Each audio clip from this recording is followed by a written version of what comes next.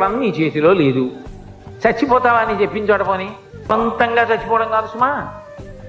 సహజంగా నీ కర్తవ్యాలన్నీ అయిపోయాయి, కాశీ వెళ్ళిపో, ఇంకా నాకేం లేవు, నీ చేయవలసినవన్నీ చేసేసా, చెప్పులు ఇప్పేశా, ఇంకా నాకేం బెంగలేదు, మనవాళ్ళు కొడుకు చూసుకుంటాడు, కోడలు చూసుకుంటుంది, ఎందుకు వచ్చింది, హాయిగా వెళ్ళి కాశీలో ఉంటా, ఎప్పుడప్పుడు ఊపిరైపో.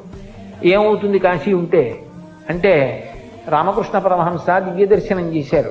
కాశీ పట్టణంలో ప్రాణోత్క్రమణమయ్యేటటువంటి సమయంలో మనుష్యులకు కాదు, సమస్త భూతములకు శివానుగ్రహం కలుగుతుంది.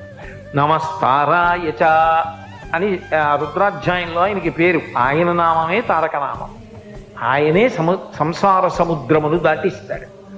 అందుకని ఏం చేస్తాడు, ఆయన నామం ఆయనే ఉపదేశిస్తాడు. అది ఎలా అంటే, ఆ తల్లి పార్వతీదేవిట బయలుదేరి వచ్చి ప్రాణోత్క్రమణమైపోతున్నటువంటి వాడు ఇంకా ఊపిరి అందక కొట్టుకుంటున్నటువంటి సమయంలో